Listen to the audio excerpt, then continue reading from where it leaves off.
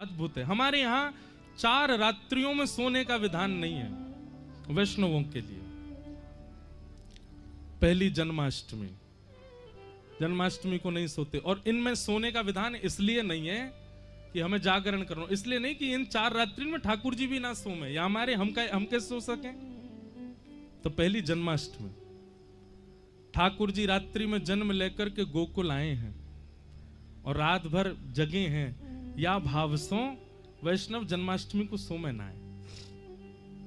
ठाकुर जी को 12 बजे अभिषेक आदि जन्मोत्सव करने के बाद रात भर नाचो, उत्सव मनाओ, फिर सोनो काई को नंद घर आनंद भयो जय कन्हैया लाल की। दूसरो राधाष्टमी, राधाष्टमी को भी मत सो। क्यों? रात भर जागरण करो। सुबह 4 बजे किशोरी जी को प्रादुर्भाव होएगा, उदया तिथि में किशोरी जी पधारेंगी, तो जब तक किशोरी जी नहीं पधारे तब तक नाम संकीर्तन करो, तब तक नृत्य करो, तब तक उत्सव मनाओ। और सुबह किशोरी जी को जब जन्म हो जाए तब उत्सव मना करके, अब भोर ही गई 6-7 बजे, अब कहा सोनो, अब तो बधाई बांटो, बधाई लुटाओ, घर घर जाए करके सबन को बधाई दो। तो इसलिए दूसरी रात्रि है जन्माष्टमी, नहीं सोते। और तीसरी रात्रि शरद पूर्णिमा, ठाकुर जी रात भर नहीं सोते। और क्यों ना सोमे? भक्तन के संग मिलवे के काजे, उनके संग आनंद करवे के काजे ठाकुर जी ना सोमे, या हमारे भक्तन को भी नहीं सोना चाहिए, रात भर उत्सव होना चाहिए। और चौथी रात्रि दीपावली, दीपावली को भी सोवे को विधान नहीं है।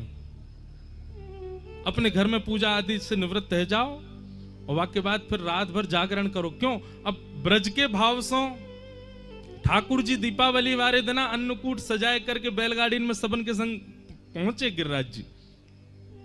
यहां करके परिक्रमा लगाई है, पंचामृत अभिषेक कियो गिरिराज जी को, मानसी गंगा में स्नान कियो।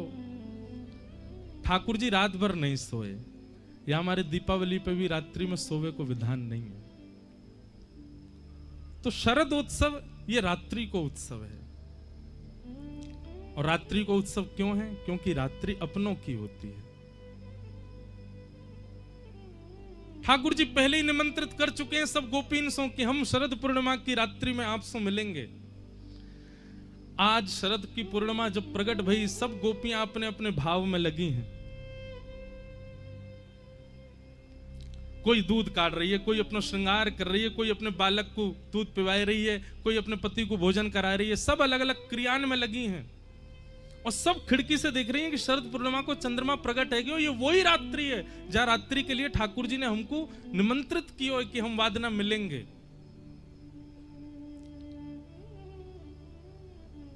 लेकिन कोई भी गोपी जा नहीं रही है। क्यों? सब गोपीन के मन में एक भावना है रही है कि एक बार और कन्हैया बस ये प्रकट कर दें कि वो चाहे कि हम आ जाएं तो हम जाएंगे। ठाकुर जी रास बिहार की भूमि में पहुंचे, जैसे देखो कि अभी तक कोई भी गोपी नहीं आई है, सब गोपीन को बुलावे के भाव से ठाकुर जी ने वेणु नाद कियो, वेणु रव कियो। अब वंशी तो बज रही है, सबको सुनाई दे रही है, लेकिन केवल कृष्ण प्रेम जिनके चित्त में है। देखो एक भैया बात सुनियो, कथा हजारों लोग सुन रहे हैं पर बदलवे वाले 100 ही हैं। कथा हृदय स्पर्श केवल 10 को ही कर रही है, भले ही कितनी भीड़ बैठी हो। यहां को मतलब क्या है? वंशी तो बजा रहे हैं ठाकुर जी, पर सुनाई उन्हीं को दे रही है जिनके चित्त में कृष्ण प्रेम है। आज भी ठाकुर जी वंशी बजा रहे हैं, आज भी ठाकुर जी लीला कर रहे हैं, आज भी ठाकुर जी कोई विशेष पूर्णिमा के दिन ही ठाकुर जी नहीं कर रहे हैं। हर दिन पूर्णिमा है वृंदावन में, हर दिन रास बिहार हैरो है, पर अनुभव केवल उन्हीं को हैरो जो वह स्थिति में आ चुके हैं, जो वह स्थिति में पहुंच चुके हैं, उनको आज भी अनुभव हैरो ठाकुर जी को। पंडित श्री गया प्रसाद जी महाराज गिरिराज जी में नित्य अनुभव करते ठाकुर जी को। क्यों? क्योंकि चित्त में वो प्रेम की स्थिति आ चुकी है। मीराबाई, कुंभनदास, सूरदास, कृष्णदास, गोविंद स्वामी, इन सबन को नित्य दर्शन होते ठाकुर जी के, क्योंकि प्रेम की स्थिति और हृदय वाय स्थिति में आ चुका है कि ठाकुर जी इनको कभी भी अनुभव कराते हैं। तो वंशी तो बजाई ठाकुर जी ने जैसे, लेकिन व्हाट्सएप पे एक वो होता है ना ब्रॉडकास्ट मैसेज, वो मैसेज उन्हीं को जावेगो जो वह लिस्ट में होंगे।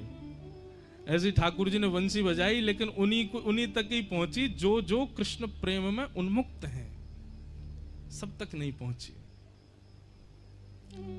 और केवल धुन नहीं, बाकायदा कानन में नाम जा रहे हैं गोपीन के, अरे चंपकलता कन्हैया तेरा इंतजार कर रहे हैं, जल्दी चल। अरे चारुलता तू कहा कर रही है, जल्दी चल, श्याम सुंदर तेरी प्रतीक्षा कर रहे हैं। और ज्यों ज्यों गोपी अपना नाम सुने, जैसे ही वेणु रव कान में जाकर के ध्वनि करे, गोपी जा स्थिति में वही स्थिति में दौड़ रही है ठाकुर जी से मिलवे। हमारे श्याम सुंदर बुला रहे हैं। बंधुओं, कल्याण टीका आती है गीता प्रेस गोरखपुर की, उसमें एक रसिक का एक भाव था, बहुत ध्यान से सुनियो। भगवान श्री राम जब रावण को मार करके वापस अयोध्या आने लगे, तो हनुमान जी ने चरणों में निवेदन किया कि नाथ, दंड कारण वन के संत आपकी प्रतीक्षा कर रहे हैं, आप दर्शन देवे चलो। राम जी बोले हम पे समय नहीं है हनुमान जी, हमको कैसे भी करके अयोध्या पहुंचना है, नहीं तो भरत लाल जी 14 वर्ष की प्रतीक्षा उनकी पूर्ण हो जाएगी, वो हमको जीवित नहीं मिलेंगे यदि हम जल्दी से जल्दी नहीं पहुंचे तो। हनुमान जी बोले वहां तो एक भरत है, पर यहां तो लाखों भरत हैं, इनको कहा होएगा। बहुत ध्यान से सुनियो भैया। राम जी बोले आप बताओ, बोले कि आप आज्ञा करो, जैसी आज्ञा करेंगे वो मैं संदेश पहुंचा दूंगा। राम जी बोले आप एक काम करो, सब जो संत हैं उन सबन से बोल दो, अभी मैं इतनी शीघ्रता में हूं कि अगर मैं गयो भी तो केवल विमान से दर्शन दे सकूं, उनसे मिल नहीं पाऊंगा। आप सब संतन से मेरी हाथ जोड़ के प्रार्थना कर दो, वे प्रतीक्षा करें और चिंतन करें और मेरो निर्ध्यासन करें।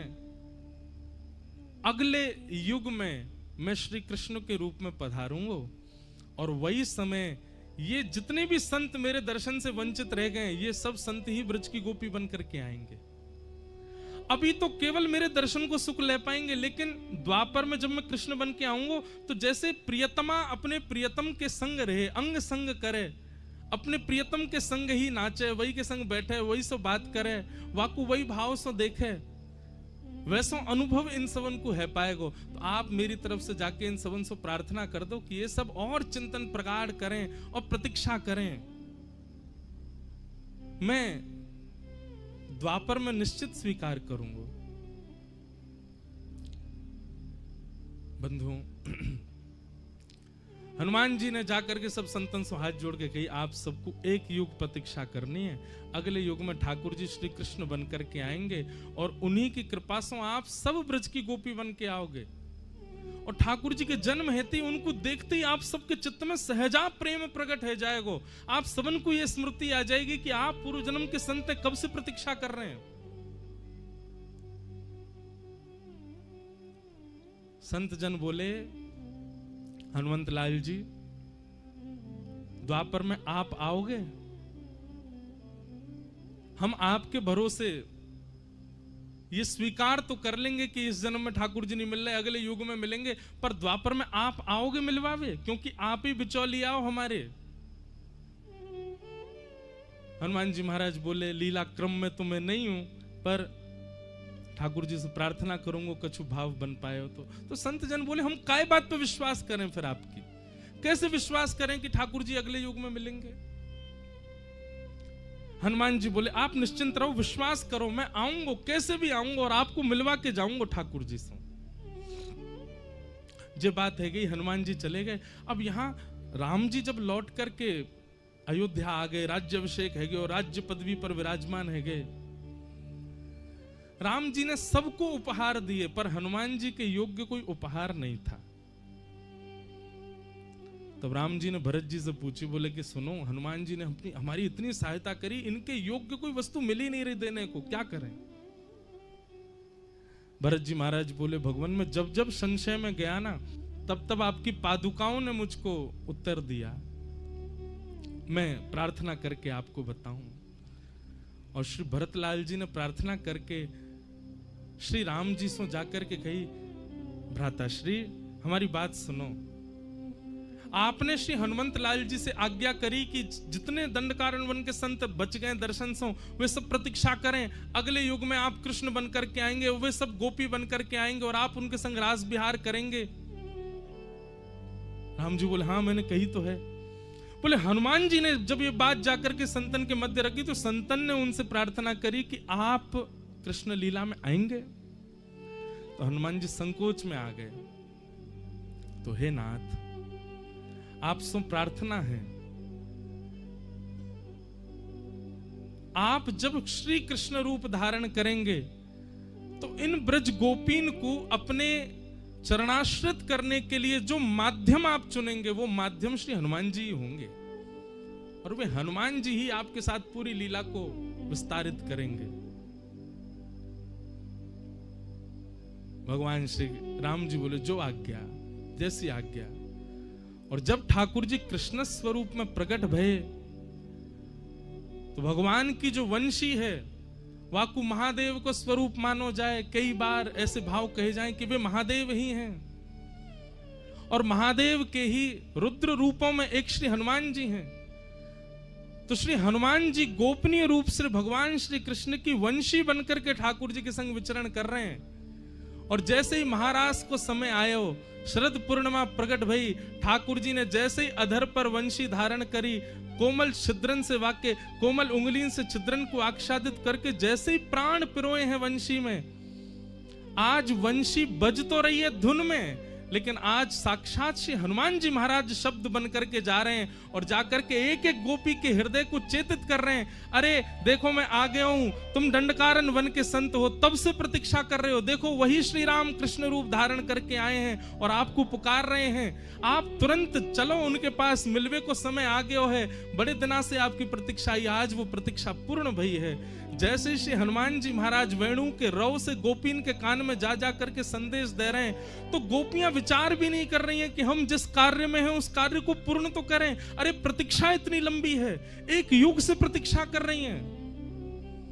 हनुमान जी ने जाकर के जब वह स्वर कानन में कहे हैं तो सब गोपीन ने विचार किया कि अब व्यवस्थित है करके जावे की बात नहीं होनी चाहिए कि कोई कार्य संभाल करके तब दौड़े। जैसी अवस्था में वैसी दौड़ो। एक भाव से ठाकुर जी की जो वंशी है वो श्री हनुमान जी है। हनुमान जी जा जा करके सब गोपीन को चेता रहे हैं, अरे कहां सो रही हो तुम पूर्व जन्म की वह संत हो जो ठाकुर जी को दर्शन नहीं कर पाए, चलो ठाकुर जी के राज विहार में। और सब गोपियां दौड़ी ठाकुर जी से मिलवे के लिए। शुकाचार्य जी वर्णन करें अद्भुत। अस्त व्यस्त दौड़ रही हैं। कोई ने एक आंख में काजर लगाए और दूसरी में लगा रही है, तभी कान में वेणु रव जाके कह रहा हो, अरे चल गोपी तू श्रृंगार कर रही है, वहां सबरी गोपी पहुंच गई। तो एक आंख में काजल लगा के दौड़ी है, दूसरी में काजर लगाया हुई नहीं। कोई सखी ने टोक दी, अरे तैने एक ही आंख में काजर लगाया, दूसरी में तो लगाया। दूसरी आंख में काजर लगावे जा रही है तो लेकिन वेणु को रव बार बार सुनाई दे और बाहर खिड़की से एक एक करके गोपी दौड़ती जा रही है। उनकी नूपुर की ध्वनि से विचलित रहती जा रही है। अरे मैं कब तक रुकूं यहाँ पे? धैर्य चाहिए काजर लगावे को और मेरो मन धैर्य धरना रहे हो। पूरा काजर लियो, हाथ में लेप के पूरे मुंह पे ही लगा लियो, दौड़ी। एक सखी बोली अब तो और बुरा करी आई, एक आंख में काजर लगायो वैसी आ जाती, पूरे मुंह पे काई को पोती आई। तू नहीं जाने कन्हैया स्वरूप थोड़ी देखे। कन्हैया यदि स्वरूप देखतो तो ब्रजमंडल में सबसे सुंदर बन के आई पूतना। कन्हैया ने देखी भी नहीं, और अगर स्वरूप देख भी ले तो कहा भयो रास बिहार में कन्हैया उकारो और मैं उकारी, दोनों बढ़िया लगेंगे। ऐसी जाऊंगी मैं तो। कोई गोपी ने अपने केश काटे, आधे केशन में ही दौड़ रही है। कोई गोपी ने अस्त व्यस्त वस्त्र पहने, वही में दौड़ रही है। कहने को अभिप्राय कहा है भैया, जादना चित्त में चेतना के रूप में ठाकुर जी अनुभूति करा दें कि हाँ बुला रहे हैं। वास्तव में विचार मत करो कि या को व्यवस्थित करके हम जाएं, जैसे हो वैसे ठाकुर जी की तरफ दौड़ चलो। वृंदावन जानो है तो 4 बार सोचेंगे ये काम है जाए, ये व्यवस्थित है जाए, या कोई व्यवस्था कर दें, ये और ने ठीक है जाए, फिर जाएंगे। अरे जा अवस्था में हो वही में दौड़ चलो। वृंदावन के काजे सुसज्जित और व्यवस्थित है की आवश्यकता नहीं है। गोपियां सब दौड़ी, कई प्रकार बताए। शुकाचार्य जी के भाव से परीक्षित जी के मन में एक संशय आ गए हो, परीक्षित जी के मन में एक संशय आ गए हो। ये सब गोपियां परब्रह्म परमात्मा को प्रियतम मान करके दौड़ रही हैं। उनसे उन परमात्मा को जो किसी के बंधन में नहीं है, उनको ये प्रियतम बंधन बांध करके दौड़ रही हैं। शुकाचार्य जी कहते हैं परीक्षित, कंस शत्रु माने तो प्रश्न नहीं उठता, रावण शत्रु माने तो प्रश्न नहीं उठता, ये राक्षस ठाकुर जी को गालियां दें तो तुम्हारे चित्त में प्रश्न नहीं उठता, पर गोपियां ठाकुर जी से प्रेम कर रही हैं तो तुम्हारे चित्त में प्रश्न उठ रहा है। अरे सुनो, हम डंके की चोट पर बोलते हैं, ये गोपियां ठाकुर जी से प्रेम करती हैं, इतनी बात नहीं है कि मुतादोक्षज प्रियाः, ये ठाकुर जी भी इनसे प्रेम करते हैं, ये ठाकुर जी की भी प्रियसी हैं। मैंने पहले दिन कथा का प्रारंभ भी इसी भाव से किया था कि गोपियों को हरिप्रिय नहीं है, गोपियां हरिप्रिया हैं, वो ठाकुर जी की प्रियसी हैं, ठाकुर जी को प्रिय हैं। ये गोपी प्रेम की ध्वजा 4 दिन का सत्र, आज तो रास पंचाध्याय विशेष है, बाकी का सत्र इसी विषय पर ही है ना, कि हम ऐसा कहां करें कि हम हरिप्रिय बने, हम ठाकुर जी के प्रिय बने। गोपियां विचार नहीं कर रही हैं, लोग क्या कहेगी, लाज क्या कहेगी, स्वरूप कैसा, व्यवस्था कैसी, जैसी हैं दौड़ पड़ी हैं ठाकुर जी की तरफ। यह एक गुण है वैष्णव का जो ठाकुर जी को प्रिय है। वो विचार नहीं कर रहा है अपने रूप स्वरूप और व्यवस्थाओं के लिए, बस आ रहा है मेरे पास।